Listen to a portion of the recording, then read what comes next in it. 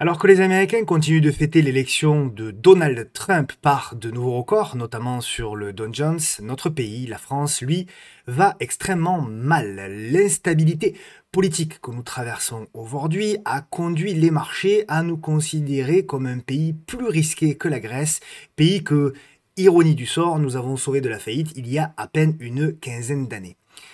Face à ces défis, face à ces inquiétudes gigantesques, est-ce que la France va vers un inévitable effondrement? C'est toute la question à laquelle nous allons tenter de répondre ensemble dans cette vidéo.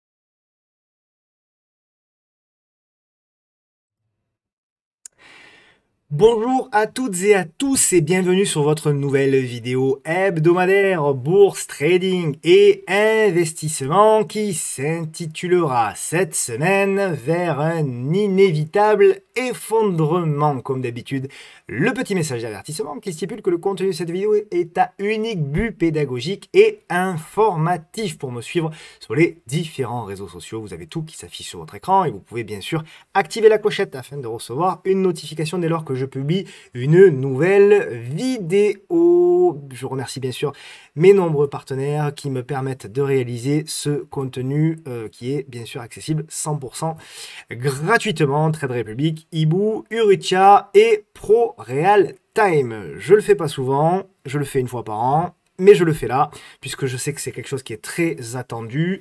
C'est la promo, bien sûr, Black Friday, comment ne pas le faire? On est un peu obligé dans le monde d'aujourd'hui. Black Friday, donc on a une offre spécifique limitée à 50 places. C'est jusqu'à dimanche à minuit. Si vous avez de l'intérêt, si vous voulez vous former, si vous voulez être accompagné, quasiment 7 jours sur 7 d'ailleurs, et profitez bien sûr de nombreux contenus exclusifs. Vous avez tout sur bien sûr le site de pepitortrade.com pour pouvoir accéder donc à cette promotion et profiter de l'accompagnement et de la formation pendant un an à l'investissement. On attaque avec la vidéo donc et le programme qui va être très chargé, je vous l'annonce déjà parce qu'il y a beaucoup de choses à dire notamment sur le plan éco. Et ensuite bien sûr hein, une fois qu'on aura parlé de la partie économie, on parlera bien sûr des actions du CAC et du CAC Small, on parlera de Total Energy qui est dans une configuration d'ailleurs très moyenne.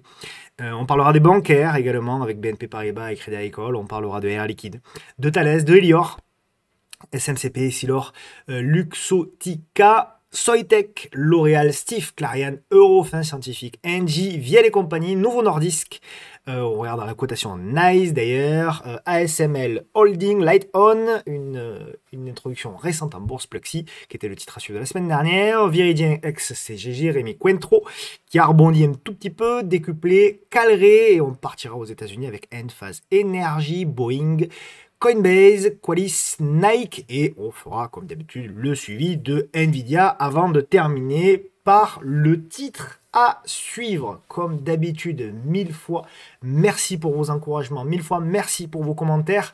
Ils sont très nombreux. Alors je sais que la période est difficile, je sais que voilà, quand c'est une période difficile, on a moins envie, je le comprends tout à fait, de mettre des commentaires, de réagir, etc. Mais j'ai besoin de votre soutien parce que évidemment, s'il y a moins de réactions, ça donne moins envie, bien sûr, le vendredi d'être présent. Donc voilà, la meilleure manière que vous pouvez, la meilleure manière d'agir pour me soutenir, tout simplement, c'est de mettre un petit like, partager, commenter à chaque fois dans ces vidéos et au travers des réseaux. Merci beaucoup pour votre soutien. On attaque avec le résumé de la semaine. J'active ma caméra, me voici, me voilà. Donc on a un résumé économique qui est assez dense, très peu, malheureusement, de bonnes nouvelles. Nous sommes dans une période où c'est à peu près la seule bonne nouvelle, où les publications, bien sûr, jusqu'à la fin de l'année, on l'avait vu, Alerte déclenchée. les publications jusqu'à la fin de l'année sont relativement faibles. Donc là-dessus, il y aura un petit peu moins, normalement, de volatilité. Donc, bon, voilà, c'est la seule, a priori, bonne nouvelle pour cette fin d'année. Bon, des mauvaises nouvelles, évidemment, vous l'avez vu cette semaine, il y en a eu pas mal. Et bien sûr, ça concerne notre pays. Je vous remets simplement des stats économiques qu'on avait vues déjà la semaine dernière, mais pour vous remontrer un petit peu l'état, pour vous faire un petit peu un état des lieux, notamment sur le PIB, mais surtout sur les PMI, manufacturiers et des services français, qui sont, vous le voyez, dans un état absolument catastrophique. Donc voilà, ça c'était déjà la mauvaise nouvelle de la semaine dernière. Cette semaine, pour moi, la situation s'est quand même aggravée, puisque au-delà de la situation économique, c'est désormais l'instabilité politique qui a été mise en avant, malheureusement, cette semaine, puisque nous avons un Premier ministre qui est fragilisé, on va dire, avec un budget qui semble extrêmement difficile à faire passer. Pour diverses raisons, et donc effectivement, voilà, c'est assez inquiétant, et on verra certainement la semaine prochaine si effectivement on a un Premier ministre qui est maintenu, ou si finalement il saute. Et s'il saute, clairement je donne pas cher de la peau du CAC. Donc ça c'est plutôt négatif. Ce qui est extrêmement négatif, il n'y a pas beaucoup de points positifs, hein, je vous l'avoue, même si en général j'essaie de l'être, mais là il n'y en a pas beaucoup. Ce qui est extrêmement négatif, c'est que évidemment ce gouvernement a besoin d'argent, euh, pour les raisons que vous connaissez. Et donc la solution pour trouver de l'argent rapidement, c'est bien sûr d'augmenter les taxes. Alors je vous ai mis, et les taxes et les impôts, alors je vous ai mis une courbe qui est très intéressante, qui est assez connue, hein, qui est la courbe de l'affaire. Donc Laffer, c'est un économiste américain, Arthur Laffer, qui, je crois qu'il est toujours vivant de mémoire. Ouais, il doit avoir au moins 80 ou 85 ans, quelque chose comme ça. Et en fait, sa théorie, qui a été plus ou moins vérifiée d'ailleurs, hein, sa théorie, c'est que en fait, le taux d'imposition, passé un certain seuil, ou un certain plafond, bien effectivement, devient beaucoup moins optimal. Et donc, si vous voulez, la problématique, c'est que augmenter les impôts, ça a ses limites dans les rentrées d'argent, puisqu'au bout d'un moment, il se passe un phénomène que vous avez tous bien conscience, c'est qu'au bout d'un moment, lorsqu'on vous taxe dans un pays, eh bien, vous partez. Vous partez et en général, vous ne revenez pas d'ailleurs. Donc le problème, c'est qu'on est un petit peu dans un moment comme ça, où pour moi, on a un gouvernement français qui, quelque part, n'a pas vraiment le choix, c'est-à-dire que, en fait, les réformes qu'il faudrait faire, probablement, sur peut-être, voilà, aller toucher peut-être, aller chercher peut-être sur du social, eh bien, ça risque d'être compliqué. Et si vous voulez, quelque part, on a un gouvernement qui préfère risquer une crise économique plus grave que risquer une crise sociale. La problématique pour moi, c'est que en voulant éviter la crise sociale, quitte à prendre le risque d'avoir une crise économique, on risque au bout du bout finalement de se retrouver avec les deux. C'est-à-dire d'avoir la crise économique qui engendrera derrière la crise sociale, de toute manière. Puisque voilà, si à un moment donné, comme en Grèce en 2008, on dit on doit supprimer 20% des fonctionnaires, ou on doit baisser les retraites, ou on doit arrêter comment dirais-je, les aides sociales, etc., ou les diminuer fortement, on aura inévitablement la crise sociale. Donc pour moi, mais c'est mon avis simplement, bien sûr, ça m'appartient, je pense que, et c'est quelque part ce qui m'inquiète un peu, c'est qu'on n'a pas finalement aujourd'hui des politiques qui sont capables de renverser la table en se disant, bon ben finalement, tout ce qu'on fait depuis 40 ans ne fonctionne pas, on va aller exactement à l'opposé, on va faire en sorte que la croissance revienne en relançant le travail, etc., etc., etc. Parce que pour moi, la principale problématique vient de là, c'est qu'on a un pays qui, pour diverses raisons, ne travaillent pas assez. D'ailleurs, c'est un des paramètres communs, hein, un des rares paramètres communs des pays qui marchent et qui ne marchent pas, c'est que les pays qui fonctionnent en général travaillent beaucoup plus. Bon, voilà, c'est une constante, qu'on le veuille ou qu'on ne le veuille pas, statistiquement, c'est ce qu'il arrive.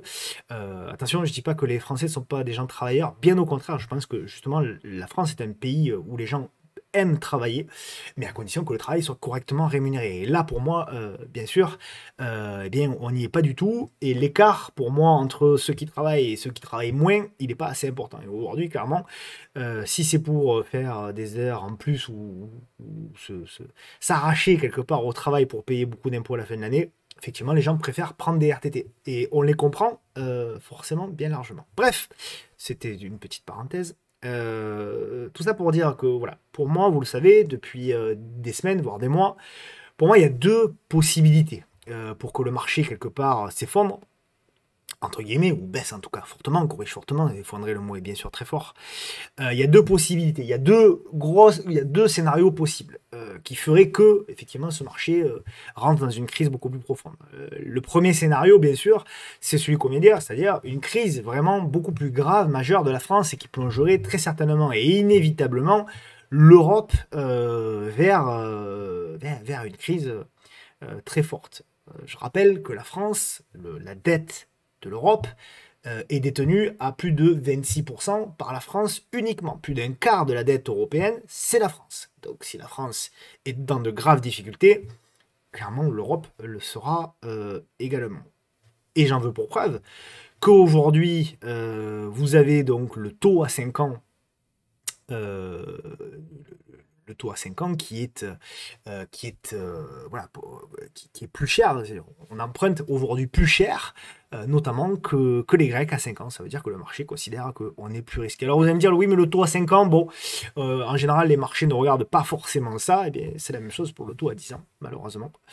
Où on voit que ben, aujourd'hui, voilà, ça c'était il y a 3-4 jours. Mais aujourd'hui, clairement, en fait, on emprunte plus cher à 10 ans que la Grèce et que l'Espagne. Et comme je le disais en introduction, ironie du sort, ce sont des pays, avec le Portugal notamment, et un peu l'Italie, ce sont des pays que nous avons plus ou moins sauvés quand même de la faillite en 2008. Alors ce qui est très intéressant, c'est ce graphique-là également, que j'ai proposé dans la semaine sur les réseaux. C'est, vous avez deux courbes. La courbe rouge d'abord, qui est l'écart de taux à 10 ans entre la France et l'Allemagne.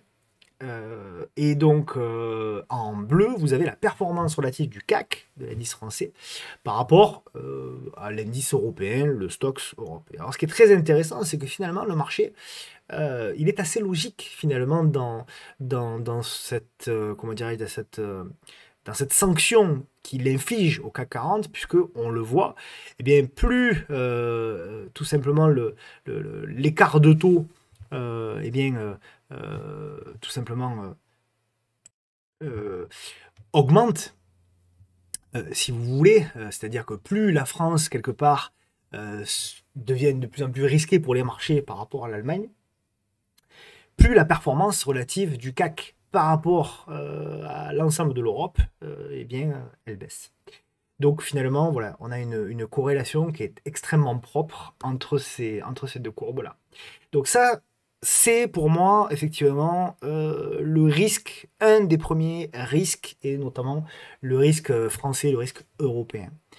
Le deuxième risque, bien sûr, c'est l'inflation. Et on a fait un article la semaine dernière sur la table des investisseurs, sur la newsletter, pour expliquer qu'il fallait extrêmement faire attention finalement à ces prix à la consommation des ménages. Et on le voit notamment sur cette courbe, qui est donc le prix à la consommation des ménages aux États-Unis. Et on le voit, donc il y a eu bien sûr hein, forte baisse hein, depuis la fin de l'année 2021, donc il y a eu des rebonds, etc. Mais regardez, ce qui est très intéressant, c'est que depuis le début de l'année, cette inflation, non seulement elle a beaucoup de mal à baisser, mais on a presque l'impression ici qu'elle rebondit. Et ça, clairement, ça pourrait être, d'après moi, un signe noir pour les marchés et même pour les marchés américains. Il n'y aurait rien de pire notamment pour les marchés américains, de voir que l'Europe finalement ne peut plus consommer et donc ne peut plus acheter ou de moins en moins des produits américains, mais qu'en plus de ça, eh bien, les Américains se retrouvent quelque part piégés, et la Fed notamment piégée par un retour de l'inflation, et qui eh bien, potentiellement la pousserait à ne plus baisser les taux, voire alors là, ce serait catastrophique, voire peut-être les réaugmenter. Donc voilà, ça c'est des éléments, c'est deux éléments principaux qui peuvent provoquer une baisse des marchés sur notamment le premier semestre 2025. Très intéressant, bien sûr, de regarder ce que fait Warren Buffett. Warren Buffett n'est pas quelqu'un qui time bien les marchés, hein, il faut le dire, c'est pas sa spécialité, mais c'est quelqu'un quand même qui les anticipe plutôt pas mal. Et on le voit, lui, eh bien, il a une montagne de cash. Alors on me dit, oui, mais c'est normal, parce qu'il a 94 ans, donc il prépare sa succession, etc. Euh, je suis désolé, mais la succession, on ne la prépare pas à 94 ans. Hein. Une succession, ça se prépare bien avant. Et je vois pas Warren Buffett se réveiller un matin à 94 ans en se disant, tiens, c'est peut-être le moment de préparer ma succession. D'autant que je crois qu'il a dit qu'il donnerait pas grand-chose, il donnerait beaucoup d'argent apparemment à des œuvres caritatives, etc. Bon, là, ça concerne bien sûr Berkshire Hathaway, mais bref, tout ça pour dire que moi je ne suis pas convaincu par ça, je suis plutôt convaincu par son indicateur de valorisation qui est le Buffett Indicator qui semble dire qu'on est quand même sur des marchés qui sont quand même extrêmement bien valorisés aux US. Ce qui est et ce qui a fait la performance, et ce qui fait aujourd'hui la performance, bien sûr, des US, et la performance notamment d'un indice comme le MSCI World, qui a toujours été d'ailleurs bien pondéré par rapport aux États-Unis. Et donc ça, si vous voulez, ça a mené, bien sûr, cette année, l'extrême, parce que je voulais dire, l'extrême performance, l'extrême pondération, pardon, des actifs américains dans le MSCI World a amené sa performance. Problématique pour moi de cet indice-là aujourd'hui. Alors je sais que c'est pas, ça va contre le consensus, mais c'est pas grave, puisque aujourd'hui il faut absolument avoir un ETF monde classique, pas équipondéré, ce que je veux dire, pour être un bon investisseur. Et moi, je suis désolé de vous le dire, mais quand je vois 73% dans un MSCI World qui est eh bien, aux États-Unis, j'avoue que ça m'inquiète un peu. Non seulement pour la concentration des flux, mais aussi que petit à petit, on appauvrit tout le reste. Et les États-Unis ne pourront pas continuer à surperformer si les autres pays autour ne performent pas non plus dans le futur. D'accord? Donc c'est bien important pour moi de comprendre tout ça. Et là aussi, je pense, moi, à titre personnel, que, évidemment, la performance des États-Unis, la surperformance des États-Unis peut continuer pendant des semaines, pendant des mois. Mais je pense quand même que le potentiel de cette surperformance-là n'est pas si important que beaucoup disent. Et je suis convaincu que si vous voulez prendre un MSCI World, il vaut mieux, pour un équilibre de portefeuille, il vaut mieux prendre un MSCI World pardon, équipondéré, c'est-à-dire où les pays et les secteurs sont de manière beaucoup plus équitablement représentés, que aller sur un MSCI World classique. Voilà. Mais c'est mon avis, il m'appartient. Tout ça, c'est des inquiétudes. Le marché américain, pour le moment, il s'en fiche. J'en veux pour preuve, bien entendu, ce qu'est en train de faire le Small Cap 600. Bien sûr, le Small Cap 600, là aussi, on voit aussi petit à petit une rotation, mais ça veut dire aussi, ce qui est intéressant, c'est que le marché va toujours chercher, pour moi, du risque, en allant chercher des small caps américaines. Donc ça veut dire que le marché est toujours acheteur quand même, et il est même acheteur et il va même chercher du risque. Il a toutefois pas un marché qui est totalement stupide, il a toutefois conscience que les big caps américaines sont quand même extrêmement bien valorisées, et donc il va aller chercher quelque part des seconds couteaux et des idées un petit peu nouvelles. Et il va chercher, bien sûr, on l'a vu également, je refais pas l'analyse, le graphique n'a pas changé, il va chercher bien sûr des actifs risqués comme le Bitcoin, sur lequel j'espère qu'on ira, il nous mettra les 100K sous le sapin donc pour le 24 décembre. Donc voilà, tout ça pour dire, grosso modo, que, si je veux synthétiser, on a une Europe qui va pas forcément bien, une France, un pays français que le nôtre qui va pas forcément bien. Parallèlement à ça, les États-Unis, pour le moment, s'en fichent un petit peu, même s'ils ont conscience visiblement que quand même sur les big capitalisations, c'est un peu cher. Et que le potentiel, il est plutôt sur les mid and small, le Russell également, qui a, je crois, touché son record aussi. Voilà. Et sur des actifs risqués, comme le Bitcoin, qui est extrêmement à la mode, et on voit même des altcoins qui, elles aussi, sont en train, petit à petit, de revenir sur le devant de la scène. Je vous ferai d'ailleurs, à ce sujet-là, la vidéo, promis, dans a priori les 15 premiers jours de décembre, je vous ferai une vidéo sur les crypto-monnaies. J'attendais juste que ça consolide pour pas vous faire une vidéo dans le FOMO, pour pas que vous soyez perché tout en haut. Donc essayez plutôt d'attendre des constructions. Elles semblent, et on voit sur le Bitcoin, ça construit, etc. Donc c'est assez intéressant maintenant. Je pense dans les 15 prochains jours, probablement ça va être assez intéressant de vous montrer ça. On m'a demandé également une vidéo sur les ETF. J'essaierai de vous le faire, peut-être pas en décembre, peut-être à la rentrée, peut-être en janvier, etc. Mais je vous ferai une vidéo promis également sur les ETF. Les ETF Star, la fameuse émission qu'on avait réalisée il y a plus d'un an avec Olivier Rossi, mon ami. Et on essaiera de refaire une vidéo très certainement début 2025. On passe à la question de la semaine, mais qui est une question liée à ce qu'on a vu précédemment. Question de talent, Ben Talent. Savitino, que penses-tu de la récession économique en Allemagne? Y a-t-il un risque pour la France? Alors, je commence par la fin. Y a-t-il un risque pour la France? Je vous l'ai expliqué clairement. Donc la réponse, bien sûr, c'est oui. Il y a un grand risque, clairement, pour la France. On n'a jamais été, je pense, voilà, dans cette situation depuis il y a bien longtemps. Maintenant, qu'est-ce que je pense de la situation et de la récession économique en Allemagne? Pour moi, alors oui, bien sûr, l'Allemagne est dans une situation économique incertaine, comme nous. Mais l'Allemagne a une très très grande différence avec nous et avec notamment les pays du Sud. Vous savez, au niveau de l'endettement, l'Europe, c'est assez rigolo, enfin rigolo, façon de parler, mais c'est assez marrant, intéressant d'observer l'endettement et la dette publique des pays européens. Et là, sur ce graphique-là, qui est un graphique de Eurostat, je crois, ouais, ce qui est très intéressant de regarder, d'observer, c'est que vous avez les pays qui sont tout autour de la Méditerranée, les pays dits du Sud, qui sont beaucoup plus endettés en termes de dette publique, qui sont beaucoup plus endettés que, bien sûr, que les pays du Nord. Et notamment la Pologne, la République tchèque, les Pays-Bas et notamment l'Allemagne.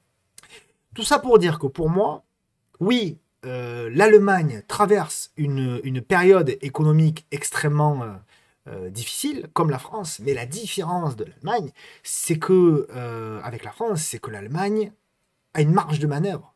L'Allemagne peut agir. Et j'en veux pour preuve ici le pourcentage, donc la dette publique exprimée en pourcentage du PIB, qui est pour moi vraiment le plus important. Et vous voyez que la France, donc nous sommes à 112% du PIB, sur le deuxième trimestre 2024, et l'Allemagne, qui est tout en haut, est à 2 fois moins.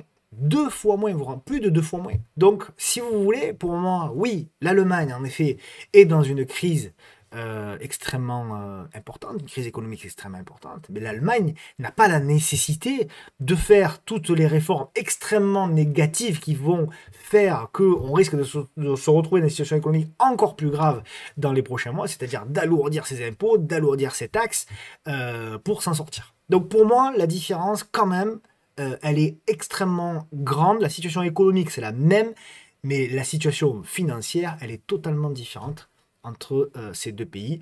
Et d'ailleurs, on le voit, en termes de dette publique, aujourd'hui, nous sommes malheureusement, cocorico, nous sommes malheureusement les leaders de cette Europe. Donc, bien sûr, je vous invite à vous abonner à la newsletter qui vous permet toute la semaine d'avoir des informations et bien sûr voilà, des mails permettant d'avoir un certain nombre d'informations sur tout un tas de choses. Je rappelle que cette newsletter est gratuite. Nous publierons la première lettre mensuelle écrite uniquement par des professionnels le dimanche 8 décembre de mémoire. Donc ce sera un gros dossier complet dans lequel vous aurez de la bourse, des cryptos, de l'immobilier, de la gestion privée. Il y aura 2 vidéos exclusive uniquement dans cette newsletter-là. Donc voilà, je vous invite, bien sûr, même si vous êtes déjà nombreux à être inscrits, je vous en remercie, je vous invite, bien sûr, à vous abonner à cette newsletter. On attaque donc avec le programme, avec bien sûr d'abord le CAC 40. Pour le cas, toujours intéressant hein, de prendre du recul. Donc là, nous sommes sur un graphique mensuel. Hein. Je veux toujours, faites toujours en sorte que ce soit sur les indices ou que ce soit sur les actions. Je sais qu'on est toujours, on souhaite toujours aller sur des graphiques tout de suite journaliers, voire pour certains 4 heures, 1 heure.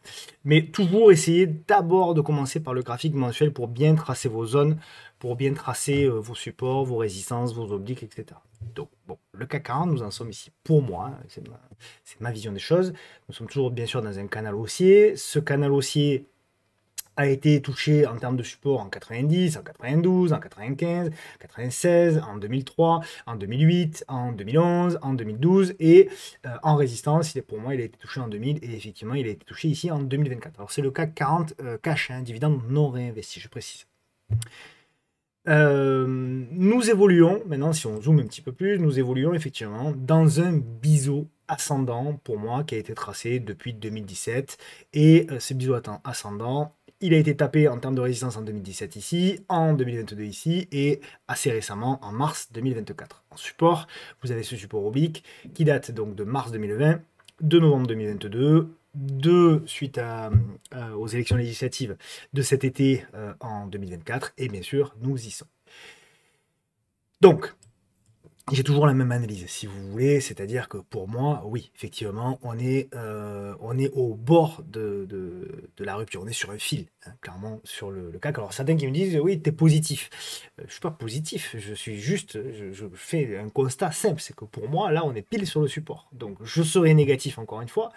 Là, pour le moment, je suis plutôt neutre, hein, on va dire. Pour moi, c'est de la neutralité, c'est la construction, même si je ne suis pas aveugle, bien entendu. Vous imaginez bien, je vois comme vous que, voilà, on est sur le bas de la figure, qu'on est en train de travailler le bas de la figure, que oui, il y a des réactions, puisqu'on le voit, ce support-là, je zoome un petit peu, là, c'est là où on commence vraiment à zoomer. On a des réactions, on a une réaction ici, on a une réaction ici, on a une réaction ici. Avant-hier, oui, hier avant-hier, on fait un marteau. Donc, tout ça, ce sont des réactions. Mais ce sont des réactions qui, pour le moment, je dis bien pour le moment, sont avortées. D'accord? Pour le moment, voilà, chaque fois on relance, mais effectivement, on n'arrive pas à relancer.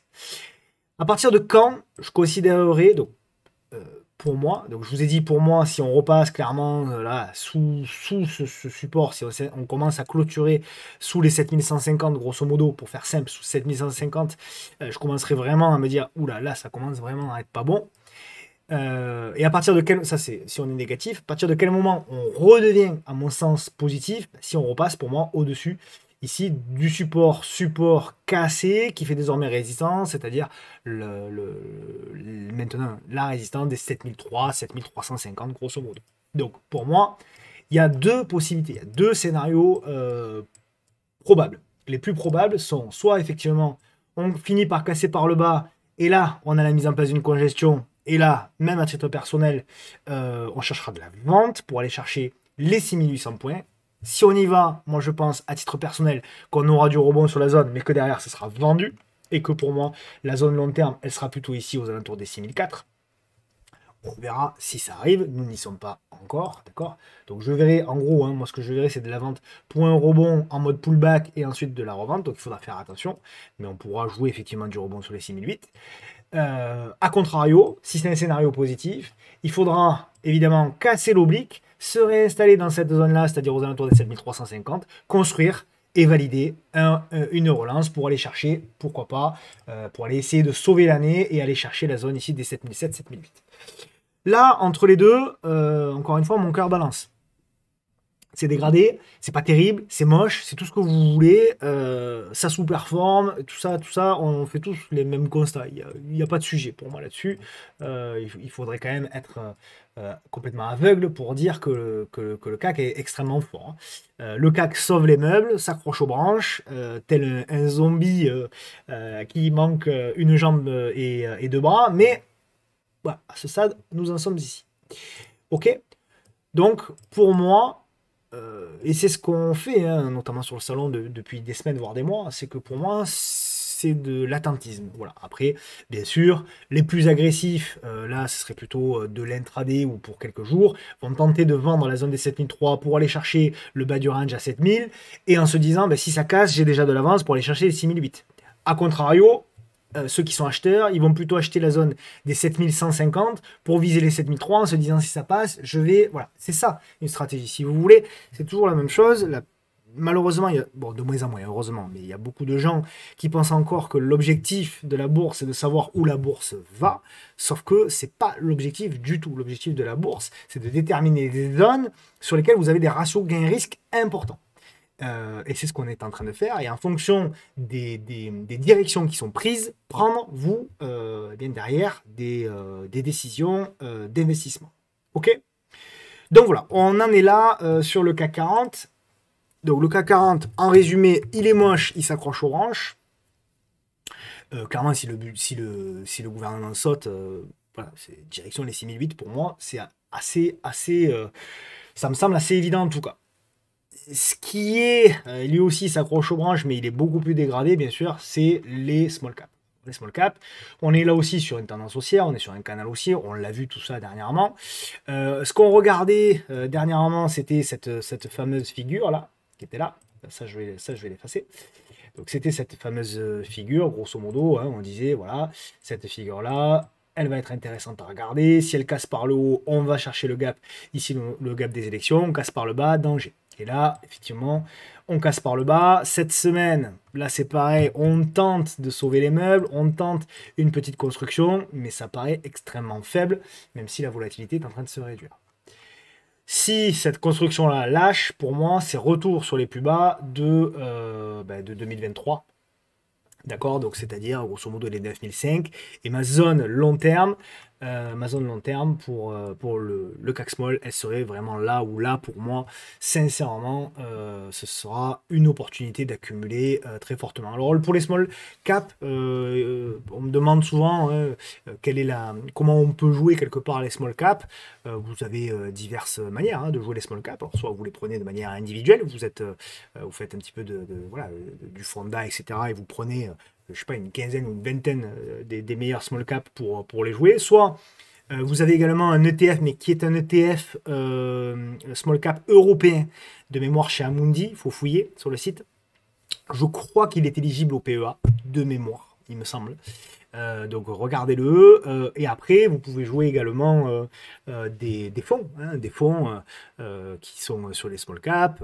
Voilà, vous avez bien sûr le fonds de Egons. Il y a plein de fonds chez les DNCA également. Vous avez des fonds qui peuvent être intéressants. Bref, il faut fouiller.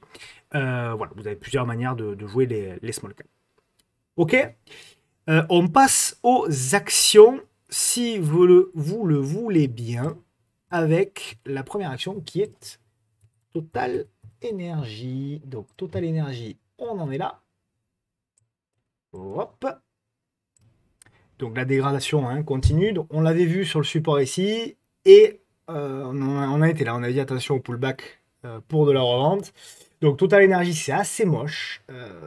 Clairement, la config est pas belle. D'ailleurs, certains ont vu une épaule, tête et épaule qui est plutôt assez propre, malheureusement.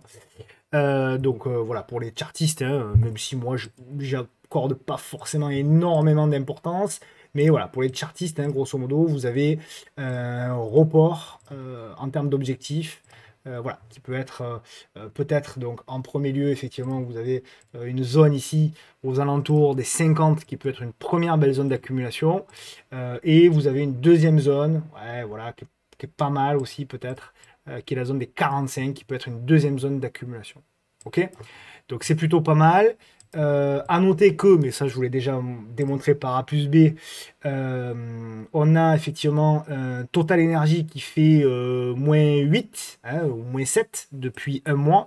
Le pétrole a une performance positive sur un mois, donc là aussi pour la corrélation entre Total Energy et le pétrole, on repassera.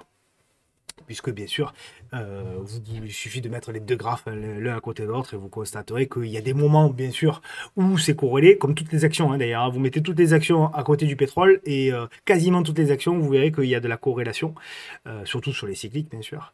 Donc, évidemment, si le pétrole s'effondre, eh bien, Total Energy s'effondre, mais la corrélation est loin, loin, loin d'être parfaite et surtout, elle dépend, enfin voilà, on en avait déjà parlé, je ne vais pas refaire une vidéo là-dessus, reparler dessus, mais ça dépend de beaucoup, beaucoup, beaucoup d'autres choses.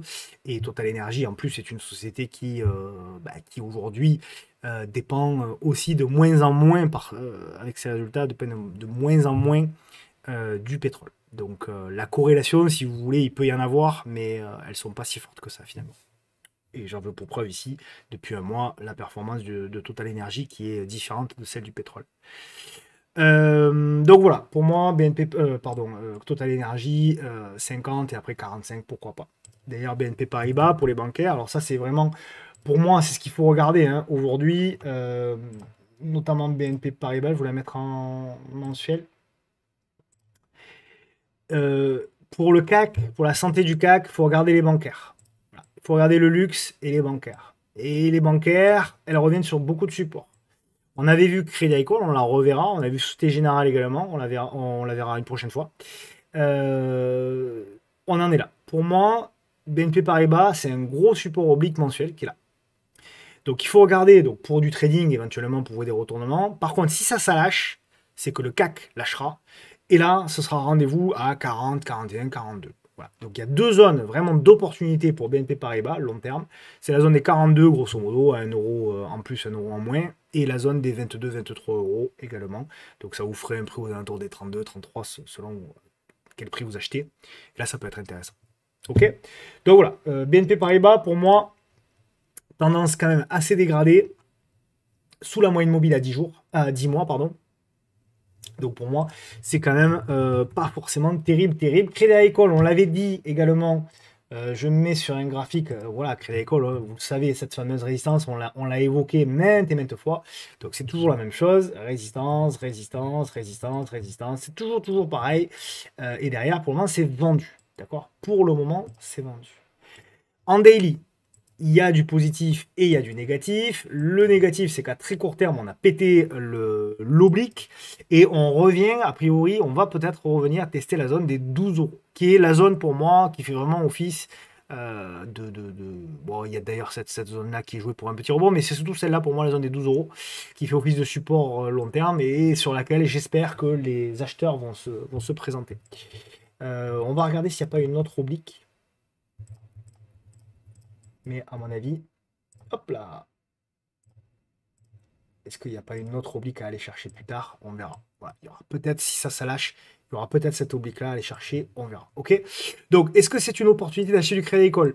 Je ne sais pas. Plutôt en accumulation. D'accord. Plutôt si on revient déjà sur la zone des 12 et éventuellement après sur la zone des 10. Rentrer petit à petit parce qu'encore une fois, si le CAC, voilà, on peut avoir, si vous voulez, une espèce de figure comme ça. Je n'ai pas travaillé, hein, je la trace comme ça, mais on peut avoir une espèce de figure comme ça avant éventuellement un redémarrage, d'accord? Donc voilà pour Crédit Agricole à surveiller bien sûr de près. Air Liquide. Alors je ne vais pas dire que je suis content parce que je ne suis jamais content lorsqu'une action baisse. Je sais qu'il y a beaucoup de gens notamment investissent sur Air Liquide, mais qu'est-ce que j'avais pas pris dans la tête lorsque je disais ici, attention, on est sur le haut de canal, il faut éviter. Et lorsqu'ici on disait, voilà, c'est pas une opportunité, il va y avoir des rebonds, mais derrière, la zone d'opportunité sera plutôt aux alentours des 150. Aujourd'hui, on est 156, donc on y arrive petit à petit. Et c'est très marrant parce que c'est toujours la même chose. Lorsqu'on est là, tout le monde nous dit, et qu'on dit que ça peut, qu'on est à 190, qu'on dit que ça peut revenir à 150. Tout le monde dit que c'est impossible et que si on y va, on fera all-in. Et puis, lorsqu'on arrive à 156 euros, tout le monde dit ouh, Air Liquide, c'est pas terrible, finalement, c'est pas aussi bien que prévu, etc. C'est toujours la même chose. Donc voilà, moi je pense toujours. Alors, Air Liquide, c'est pas une action qui m'intéresse pour différentes raisons, pour du long terme, mais je comprends que beaucoup aiment Air Liquide et il y a de quoi hein, d'ailleurs. Il suffit de regarder le graphe, c'est un graphe splendide. Donc voilà, première zone d'opportunité, je vous l'ai donnée, elle est ici, aux alentours des 150 euros. Deuxième zone d'opportunité, c'est vraiment par contre une très très belle opportunité, c'est aux alentours des 112. Il y en a une troisième qui est là pour vraiment faire les choses de manière complète, qui est aux alentours des 85-90. Mais bon, là, il faudra que le CAC baisse très très très très très très très très très fortement. On n'y est pas encore, on va faire les choses étape par étape. Mais voilà, grosso modo, pour les investisseurs, les 2-3 zones que vous pouvez d'ores et déjà noter. Je sais que certaines notent sur un calepin. Vous pouvez noter sur le petit calepin ces 2-3 zones. On passe à Thales. Alors, Thales, c'est un peu pareil pour moi, mais ça fait un moment hein, que je... Voilà, c'est pas une action qui m'intéresse pour cette raison-là. Voilà, pour moi, c'est des hauts de canaux, un peu comme Air Liquide, tout ça, c'est des hauts de canaux. Donc, investisseur, pour moi, c'est non. Plutôt à l'écart de Thales, investisseur. Voilà, on le voit, hein, lorsqu'on arrive sur des résistances, ben voilà, vous allez avoir du zigzag au mieux. Donc le potentiel, si vous voulez, il est un peu derrière. Donc on avait ce bisou ascendant, on l'avait dit, là aussi, cassé par le bas. Derrière, voilà, il y a des rebonds, tout ça. Mais voilà, pour jouer du rebond, oui, pourquoi pas. Hein, vous voyez cette zone de support, là, voilà, la zone des 140. Pour jouer du rebond technique, pour aller chercher les 150, ok.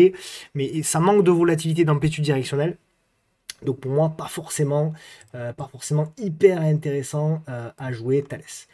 Donc voilà, là il y a la petite congestion. Donc voilà, si vraiment vous voulez un plan, même si je suis pas fan encore une fois, mais si vraiment vous voulez un plan, ben, vous pouvez aller en cas de break des 143, vous pouvez aller chercher la zone ici, l'entrée de gap à 148, voir la clôture à 152, voir si elle en veut vraiment les plus hauts ici du 12 novembre. L'invalidation, elle est assez claire, elle est par là. Après, vous ajustez en fonction de votre profil, etc. Bien sûr. Par contre, investissement, pour moi, hein, je donne mon avis à chaque fois. Hein, après, je me trompe énormément. Ma femme me le rappelle tout le temps, mais c'est le bot canal pour moi qui est plus intéressant. Donc plutôt si vous avez voilà derrière une conso qui s'exerce comme ça, c'est plutôt cette zone-là. On verra selon la vitesse de la baisse, on verra derrière s'il n'y a pas quelque chose à jouer pour plus tard. Ok. Elior, donc évidemment, qui est au cœur de l'actualité. JP Morgan ce matin a, je crois, relevé sa reco. Donc voilà, donc on est sur le fameux support. Il est plutôt d'ailleurs, il est mal tracé, il est plutôt là. Donc on le voit bien ici, résistance, support. Et là, voilà, on tente de le sauver. C'est pas terrible hein, pour moi, malgré tout, c'est un peu moche. Il y a encore beaucoup de volatilité. Il faut patienter. Il faut patienter. Il y aura peut-être quelque chose à jouer sur Elior. Mais il faut que Elior nous offre une belle porte d'entrée. C'est ça qui est important. Il faut que Elior, la semaine prochaine, arrive à nous faire 2-3 petites bougies pourries là, sans volume. Voilà, on a les volumes qui sont en train de chuter, ça c'est positif. Donc il faut laisser construire. Il faut laisser construire Elior parce que sinon vous allez vous retrouver dans de la volatilité et c'est extrêmement difficile pour les émotions. Donc laissez Elior congestionner, laissez Elior nous fabriquer une figure. Si elle ne fabrique pas et qu'elle repart tout de suite à l'os, c'est pas grave, on passera à une autre action, c'est pas un souci. Mais laissez de grâce Elior voilà, faire sa figure, peut-être une tasse avec ange, je ne sais pas ce que ce sera. Et si on a ça, à ce moment-là, on tentera quelque chose sur Elior. Ok. SMCP, on en a parlé beaucoup, je vous en ai parlé beaucoup ces derniers temps. SMCP, on avait proposé d'ailleurs un achat, je ne sais plus si c'est sur le salon, bon, peu importe, on s'en fout. Donc la congestion, pas mal. Là aussi, il y en a certains qui l'ont vu, bravo à vous. Le setup du Fofo Breakout ici, hop, réintégration, derrière il y a effectivement la figure de retournement, et derrière on repart. Donc ça c'est pas mal, toujours pareil, il faut continuer de la suivre pour moi, SMCP, il faut continuer de la suivre et voir si elle arrive, et c'est ce qu'elle est en train, me semble-t-il, de faire. On va voir les volumes, voilà, on a des volumes qui sont également en chute, donc voir si elle est capable de bien congestionner là-dedans, et si on a une belle congestion là-dedans, à ce moment-là, on tente un redécollage. J'aime bien la config, c'est une config de retournement. C'est pas fait, il y a du boulot, c'est dégradé fondamentalement, en plus avec la conjoncture, etc. Mais pour moi, c'est intéressant techniquement, d'autant plus qu'il y a la fameuse carotte OPA qui est au bout. Donc ça aussi, ça peut aider à spéculer un tout petit peu. Ok. On continue avec donc Essilor. Alors Essilor, voilà. Essilor, moi j'ai toujours le même avis. Pour moi, bah, tiens, j'efface tout. Toujours le même avis sur Essilor. Je trouve que, alors c'est une superbe action, mais je trouve que là on est un peu en excès quand même. D'ailleurs, on avait un biseau ascendant ici qui a été cassé par le haut, mais j'ai peur que la réintégration fasse mal. Attention. Donc voilà, un avis plutôt neutre sur Essilor. Ça reste pas moins que c'est évidemment une très très belle action, mais Voilà, je suis pas forcément extrêmement positif. Donc, pour du trading, à voir s'il y a une congestion, mais pour de l'investissement, pour moi, plutôt des achats sur, voilà, des achats sur repli. Euh, ouais, je sais pas. Je trouve que c'est quand même un petit peu haut. Alors après, on peut tracer une oblique intermédiaire, hein. On peut tracer aussi une oblique intermédiaire ici. Voilà, et se dire que potentiellement, pour les plus agressifs, voilà. Pour les plus agressifs, ceux qui veulent vraiment ne pas attendre une opportunité très long terme, bah, éventuellement, si vous avez un repli dans cette zone-là, la petite congestion qui va bien, voilà, pour jouer notamment la zone derrière qui serait une zone de support, une grosse zone de support, voilà, toute la zone là, pourquoi pas. Ah, si on a ce genre de choses, ça peut être intéressant sous les 200 euros. Mais bon, on verra. Pour le moment, il faut attendre. Soitec, elle a beaucoup rebondi. Alors, tout est relatif, hein, quand je dis elle a beaucoup rebondi, mais elle n'a pas rebondi n'importe où. On l'avait vu. Pour moi, il y avait deux zones sur Soitec. Voilà. Il y avait la zone. Ah, je vais vous la mettre en mensuel peut-être. Vous l'avez mis en mensuel? Ouais. Voilà. Regardez. On n'a pas rebondi n'importe où, hein. Résistance, résistance, support, résistance, support, support. Le deuxième support, il est là. Support, support. Là, on s'est fait peur. Donc, pour moi, effectivement, la zone des 73, c'est une zone d'accumulation. Alors, je sais que Soitec, c'est encore un peu cher, même sur ce niveau de prix. Mais malgré tout, voilà. 73, 72 et enfin 25 si ça part en cacahuète. Ok. Maintenant, pour du trading, il n'y a pas eu grand-chose pour du trading. Allez, il y en a certains qui me diront oui, il y avait le biseau descendant, etc. Oui, c'est vrai, ok. Allez, ok, si vous voulez, il y avait un beau biseau descendant là. Belle réduction de la volatilité. Regardez, ce qui était intéressant, je ne l'ai pas vu. Donc, je vous fais la météo de la veille là pour le coup. Regardez, comme d'hab, vous le connaissez ce setup. Le double top parfait. Donc, double top cassé derrière. Ouf, accélération. Est-ce qu'il n'y avait pas beaucoup de volume? Ouais, regardez, il y avait quand même peu de volume là ici. C'est quand même assez intéressant. Peu de volume. Donc, oui, il y avait peut-être quelque chose à tenter, mais enfin, c'était quand même baissier, hein. Il fallait avoir le courage d'y aller. Donc, ça se surveille. Ça, c'est pas mal à suivre. Donc, si on a quelque chose la prochaine semaine ou les prochaines séances sur Soitec. Ok. Idéalement, une petite congestion, une petite inside bar, quelque chose qui peut nous amener à. Voilà, et on a une réduction des volumes, ça c'est pas mal déjà. Quelque chose qui peut nous amener à prendre position à partir de la semaine prochaine. Ça peut se jouer, Soitec, ça peut se jouer. L'Oréal, rien n'a changé sur L'Oréal. On a la figure depuis bien longtemps déjà, vous le savez, depuis la cassure du top historique où je vous disais attention, il y aura de la baisse, et si elle la baisse, ça peut revenir sur là-dessus. Là aussi, qu'est-ce qu'on n'avait pas pris? Et puis bon, derrière, voilà, tout ça, ça a été tracé, souvenez-vous, en mai 2024. Et donc on a suivi, ça a suivi plus ou moins le scénario qu'on attendait. Donc on arrive petit à petit, voilà, on arrive petit à petit sur L'Oréal, sur des zones qui vont commencer à être intéressantes pour les investisseurs long terme. Première zone, je la redonne, 280, 305. Après, voilà, vous pondérez comme vous le souhaitez. Deuxième zone, ça c'est la première zone. Deuxième zone, plus intéressante, pour accumuler bien sûr, 180 jusqu'à 204. Ok. Là, les deux zones qui sont intéressantes. Trading, pour moi, L'Oréal, vaut mieux éviter. Steve, c'était une action à suivre il y a 2-3 semaines, parce que je vous avais dit, Steve, elle va construire. Donc souvenez-vous, on avait parlé de toutes ces cassures, etc. Et là, voilà, là on commence à m'intéresser, Steve. Alors déjà, fondamentalement, ça m'intéresse. Mais ce qui m'intéresse, bien sûr, vous l'aurez compris, c'est la figure. Et vous avez dit, voilà, on va construire, etc. Et là, c'est ce qui semble être en train, je le remettrai après, en train de se mettre en place. On va aller regarder les volumes pour voir ce que ça donne. Voilà. Les volumes très très bas, très très faibles, là aussi. Bon, il y a eu un petit excès là, donc voilà. Mais voilà, très très très très très peu de volume. Belle congestion. Donc là, ouais, là, ça peut être, effectivement, ça peut commencer à être assez intéressant sur Steve. Donc, à suivre de très très près. En cours, un double inside bar, c'est-à-dire, alors on verra à la clôture, hein, il n'est que midi, hein, au moment où j'enregistre cette vidéo. Vous avez une bougie qui est à l'intérieur d'une autre, qui est elle-même à l'intérieur d'une autre. C'est typiquement le genre de profil que j'apprécie. Donc on verra. En tout cas, pour moi, potentiellement, le signal il sera au-dessus des 23,6 pour aller chercher donc, le comblement du gap ici, à 26,2. Je rappelle que le gap, il est là. Là, ça c'est un gap. Donc pourquoi pas aller chercher donc, les 26,2 et ensuite pourquoi pas aller chercher des plus hauts historiques. L'invalidation, alors les plus agressifs, attention, privilégiez plutôt un stop en clôture journalière parce que eh bien, ça peut manquer de liquidité, le carnet peut être creux, donc vous pouvez manger une mèche là comme ici, comme ici.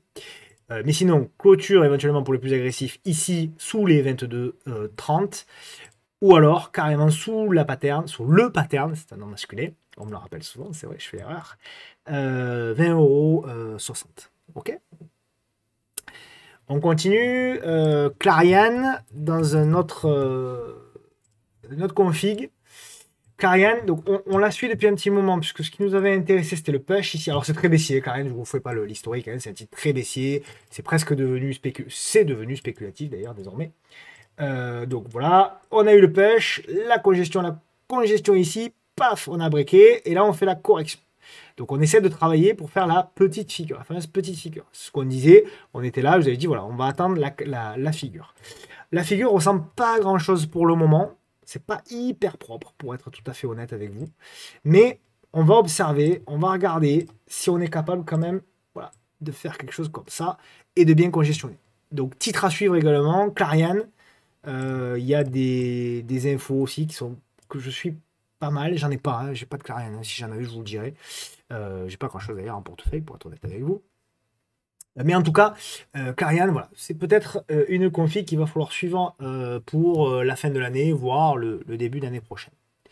Eurofin scientifique, je vous avais parlé de la congestion, pardon, qui était là, voilà, on en parlait. Et regardez, d'ailleurs, vous avez eu ici le fameux pattern, hop, inside D, inside bar, inside D, qui est là. Paf, derrière on a breaké. Donc ça c'est plutôt positif. Ça reste une tendance baissière bien sûr, mais tant qu'on tient les 46-26, pour moi c'est positif et on pourrait même avoir un redécollage. L'avantage c'est qu'Eurofin scientifique peut faire office un petit peu de défensif si le CAC 40 baisse. On visera quoi? On visera la zone des 50 €. Voir l'entrée de gap ici aux alentours des 50,14 € et si tout va bien, la fermeture de ce gap là un petit peu plus haut. NJ, toujours pareil, c'est une figure qui m'intéresse à moyen long terme. J'ai pas le signal. Là où c'est intéressant, c'est pas le graphe journalier, c'est plutôt le graphe mensuel. Voilà. On a ce graphe mensuel qui est pas dégueu, avec voilà, une action qui a énormément chuté, hein, puisque c'est une action qui avait perdu jusqu'à 80%. Donc ce qu'on espère, c'est effectivement la stabilisation avant une cassure et avant un nouveau trend. Okay. Donc là, on est sur la phase 2. C'est-à-dire, vous avez la phase 1 de la baisse, la phase 2 de la stabilisation, et ce qu'on espère, c'est arriver en fin de phase 2 positivement pour passer en phase 3, et donc sur de la hausse. Assez intéressant, là aussi, c'est le graphique hebdo, voilà, graphique hebdo, très intéressant, avec la moyenne mobile à 200 semaines, qui est baissière, elle s'aplatit, et elle est en train de remonter.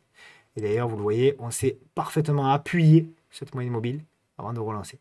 Donc là, éventuellement, si on arrive dans la zone des 14 qu'on congestionne, on pourra tenter un achat pour aller chercher les 16 € et jouer après, plus tard, le breakout. Ok. Si c'est pas clair, vous me le dites dans les commentaires, je le prendrai pas mal. Du moment où les choses sont dites avec bienveillance, il n'y a aucun souci. N'hésitez pas en commentaire ou en message à me dire, tiens, j'ai pas bien compris ce que tu as expliqué, est-ce que tu peux revenir dessus? Il n'y a pas de souci, hein, je vous explique. Ok. Via les compagnies, donc beau graphique, mais je suis pas acheteur. Donc très beau graphique, grosse tendance haussière. Depuis notamment ici le break, donc là c'était vraiment assez intéressant quand même. Hein. Depuis ce break là, hop, donc là c'était ouais, donc résistance, poup, le break. Très belle figure intermédiaire ici sur un graphique mensuel, hein, et derrière on repart. Ce qui me gêne un tout petit peu, c'est que, alors c'est pas très liquide, faites gaffe. Deux, j'ai la sensation, même si c'est pas liquide, qu'on est potentiellement en train de dessiner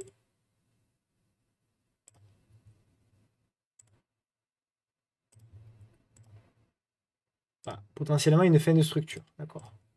Donc gaffe à ça, quand même, on peut avoir un retournement. Donc voilà, si vous êtes acheteur, plutôt aller chercher en mensuel un support oblique. Parfait, oh, il est très propre en plus ce support oblique. C'est rare pour une liquide comme ça. Regardez un petit peu la propreté de l'analyse technique là aussi. Très très propre. très très propre. Voilà. Donc voilà, plutôt, y a du potentiel encore, hein, peut-être, hein, mais voilà, plutôt sur repli, voilà, même si ça monte un peu, sur repli, à proximité donc de ce support oblique là. Ok. Novo, je te donne la cotation au Nice, hein. Alors Novo, toujours pareil, tout le monde faisait une trade sur Novo il y a quelques temps, et pendant ce temps-là, souvenez-vous, on avait fait l'analyse, moi je vous ai dit, attention, on a une figure de retournement sur Novo, avec une épaule, tête et épaule, derrière on la break, et depuis, voilà, là, comme d'habitude, vous avez tout le monde qui fait des publications en disant que voilà, et depuis, on a une baisse de 33% quand même, c'est pas rien. Donc moi, je suis toujours pas sur une zone d'opportunité forte. Zone d'opportunité forte sera plutôt la zone voilà, sous les 85, 86. Je dis pas qu'on va y aller. Je dis que si on y va, ce sera une opportunité, je pense. On peut rebondir, on peut aller, c'est ce que j'avais dessiné là d'ailleurs ici, on peut aller rechercher, ben, on l'avait déjà étudié, hein. Là, on peut aller chercher donc le rebond technique sur les 115, 120 dollars, mais derrière, voilà, on peut avoir du rebond, mais derrière, on risque d'avoir une rechute. Donc plutôt sous les 90, 85, 80, peu importe, on s'en fiche. Ouais, vous voyez, la zone, elle est grosso modo ici. On verra, bien entendu, la force de la baisse pour pouvoir déterminer le point d'achat. ASML Holding, toujours pareil. Pour moi, les long-termistes, voilà, j'ai pas changé. Vous avez dit, voilà, pour moi, c'est une première zone d'achat ici, d'accord? Donc c'était la zone des 620. Bon, il y a eu un rebond hier. Et la deuxième zone d'achat, elle n'a pas changé, elle est là. Ok? Donc voilà. Pour du trading. Pour du trading, ben, ça se regarde, hein, parce que là, j'efface un peu tous mes dessins là. Voilà, ça se regarde, on a une figure voilà, de congestion, j'ajuste un peu, on avait certainement tracé, on a une petite figure de congestion, donc on verra, nous verrons si le titre a la capacité de bien construire et de redépasser dans un premier temps les 664 euros et dans un second temps les 673 euros pour valider le break et ensuite aller chercher peut-être la zone ici des 800 et quelques. Voilà. A contrario, on repasse. Voilà, on a un range, d'ailleurs c'est plutôt un range.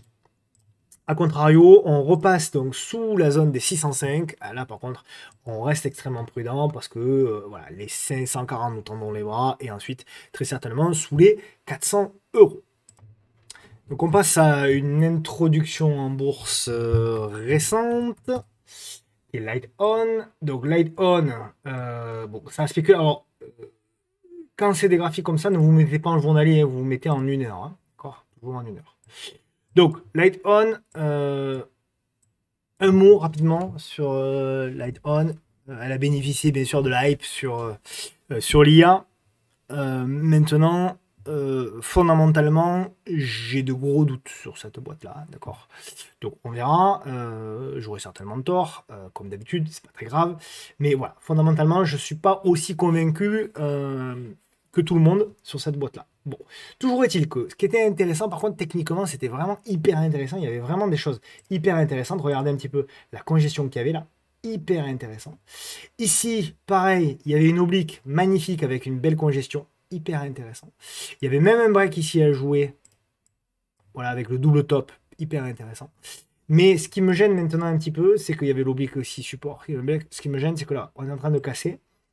Donc attention quand même, on verra, c'est un donné horaire, hein, il faut laisser construire, etc. On verra si éventuellement il y a une congestion pour pouvoir tenter un achat. Voilà, c'est pas hyper liquide, faites gaffe. Si, voilà, si vous en avez, vous voyez, ça peut varier assez fort. D'ailleurs, je vais voir pour la newsletter si je peux pas avoir accès aux futurs IPO. Il faudrait que j'essaye de me débrouiller pour avoir accès aux dirigeants qui vont faire des introductions en bourse pour que vous soyez au courant avant que ça sorte. Parce qu'à chaque fois que ça me gêne, c'est qu'en fait, c'est une fois que les actions sont introduites en bourse qu'on essaie de comprendre le business et on essaie de savoir si c'est une bonne chose. Qui serait vraiment top pour nous, pour vous, ce serait d'avoir les infos en avance. Donc je vais essayer de voir si je peux avoir quelque chose là-dessus. Et je le mettrai dans la newsletter éventuellement si j'arrive à avoir des infos sur les entreprises avant qu'elles soient introduites en bourse. Pluxee, donc c'était le titre à suivre donc je me remets en graphique journalier, c'était le titre à suivre de la semaine dernière. Il n'y a pas eu beaucoup d'évolution sur Pluxee, si ce n'est que la congestion est de plus en plus propre. Alors, on avait le biseau descendant, on avait la cassure, on était là la semaine dernière, vous avez dit voilà, il faut surveiller et c'est le signal sera au-dessus des 20,62 € ou 66, enfin je sais pas. Mais la congestion, elle a de la gueule quand même. On a là aussi, regardez, une baisse des volumes. Donc c'est plutôt pas mal. Il faut la suivre. Il faut, comme c'était le titre de la semaine dernière, il faut continuer, je pense, à le suivre. Donc c'est plutôt pas mal ce qui se passe sur Pluxee. Invalidation, bien évidemment, si on repasse sous les 18 € et des bananes, hein. Ok. Viridien, pareil, c'était un des titres à suivre. C'est l'ex CGG, pareil, sur Viridien. Alors c'est très baissier, etc. Mais on est toujours dans ce qu'on avait dit la semaine dernière. C'est-à-dire qu'on est toujours dans la construction. C'est pas validé. Il va falloir repasser au-dessus des 42,60 €. Mais je trouve que ça a de la gueule. Là aussi, on a une moyenne mobile à 200 jours qui est en train de s'aplatir. Mais voilà, il va falloir la breaker, s'installer, congestionner au-dessus pour après relancer. Donc à suivre de près. Investissement, non. Rémi Cointreau. Donc Rémi Cointreau, pareil, on a eu un beau rebond. Beau rebond, pas n'importe où, c'est parce que tout simplement on est arrivé dans la zone, hein. Donc on a un marteau, mais pour moi c'est un peu faible. D'ailleurs, pour moi, le support il est même un chouïa plus bas, il est aux alentours des 50. Et le deuxième support, il est encore plus bas, il est aux alentours sous les 20. Donc on fera attention. Pour le moment, il n'y a rien du tout. Et ce que je vous avais dit, alors je ne sais plus si c'est cette vidéo-là ou celle du salon, peu importe, on s'en fiche. Je vous le dis à vous de toute manière. Regardez, ça c'est du pur price action. Vous voyez, hop là, pardon, j'ai fait une bêtise. Qu'est-ce que vous remarquez sur les données, sur les bougies mensuelles? Regardez, quelque chose de très intéressant. Regardez, voilà.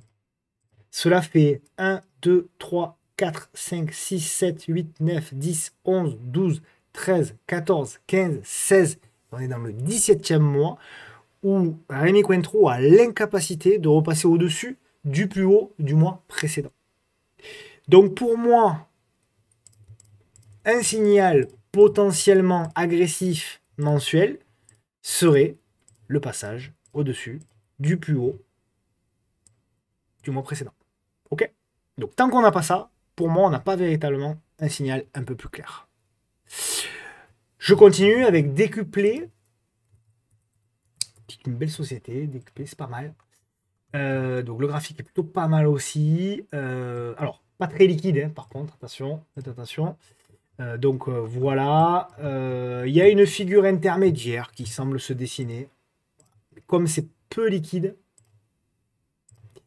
donc on verra ceux qui veulent la jouer éventuellement pour du trading s'il y a de la congestion et une tentative de relance. Ceux qui sont plutôt à l'investissement, j'ai deux zones de prix qui peuvent être intéressantes. J'ai la zone de prix ici aux alentours des 33, etc. Et après, on verra à proximité, vous voyez, à proximité du support oblique.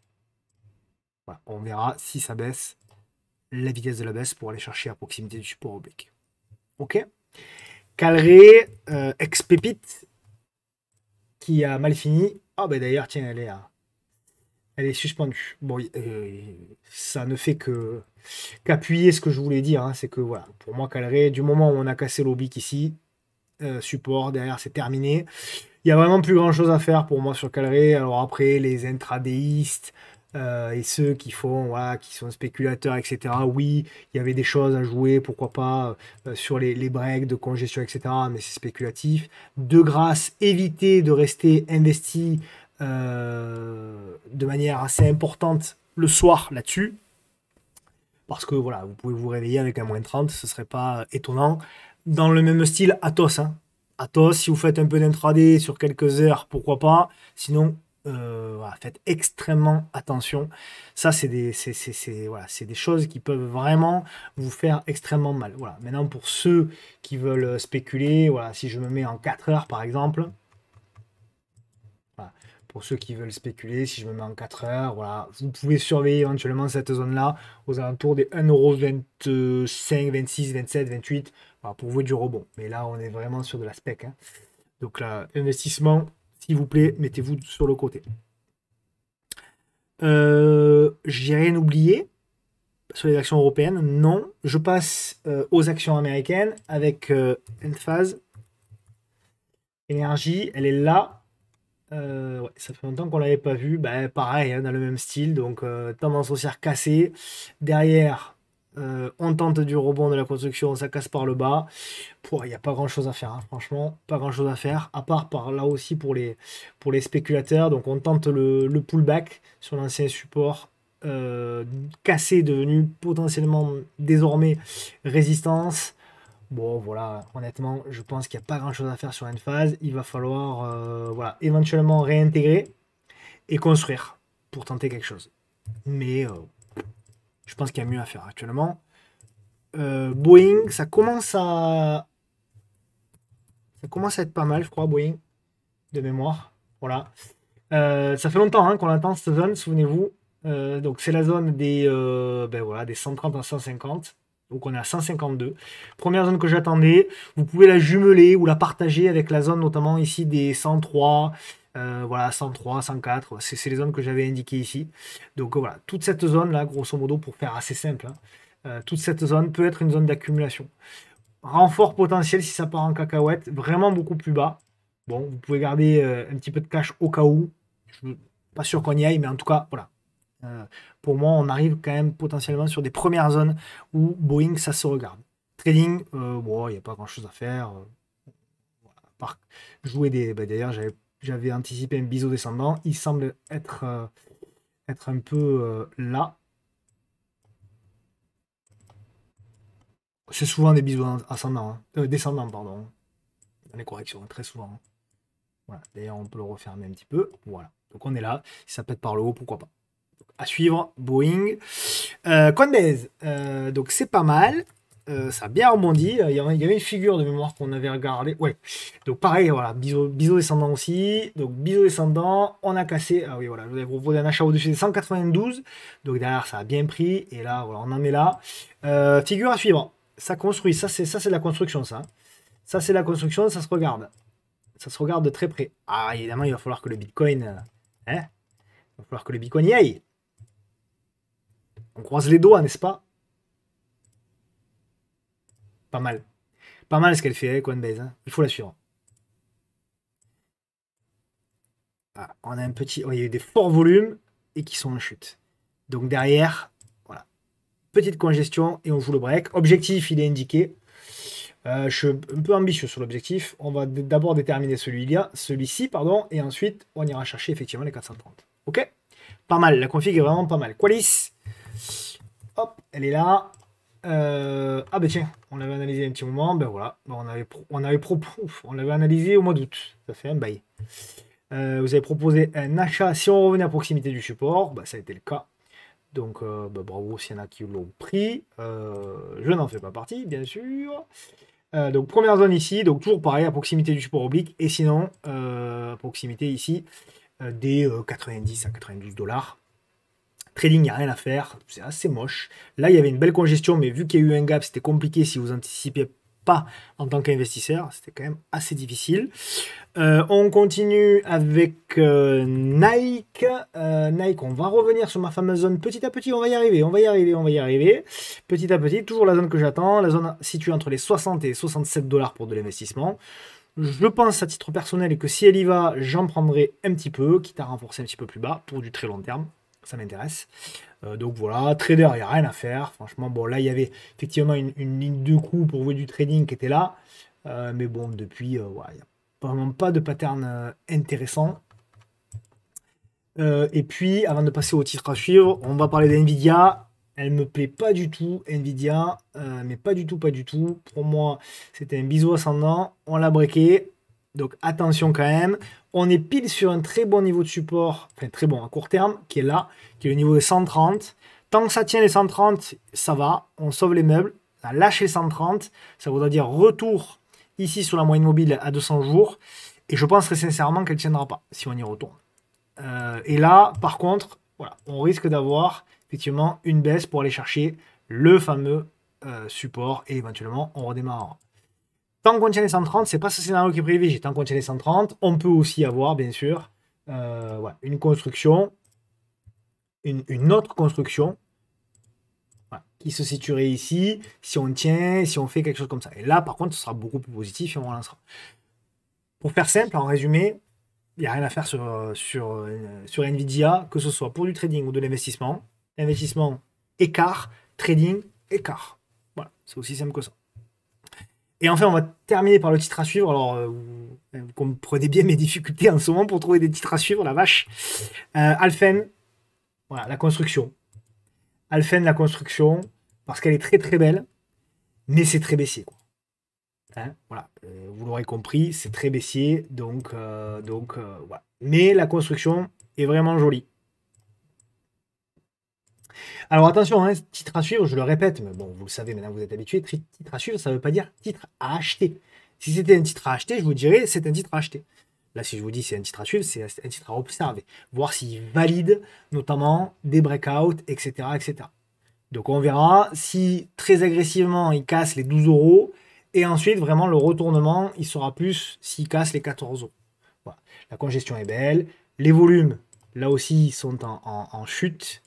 Donc ça s'observe, mais il va falloir bien sûr que le marché, évidemment, aussi soit fort, ce qui est pas évident. Donc voilà. Pensez bien sûr à vous inscrire à la newsletter. Je vous mets le lien, bien sûr, directement sur la vidéo. Je rappelle que je travaille depuis, ça prend beaucoup de temps, mais sur un gros dossier qui sera livré donc le dimanche 8 décembre, un dossier complet rédigé uniquement par des professionnels avec 2 vidéos exclusives. Je rappelle encore une fois que c'est gratuit. Voilà, merci pour tous vos soutiens, je vous embrasse bien fort. J'espère vraiment qu'on va avoir enfin un mois de décembre un peu plus agréable à trader, parce que franchement, c'est clair que ça aura été de toute manière sur les marchés européens, notamment français, une année difficile.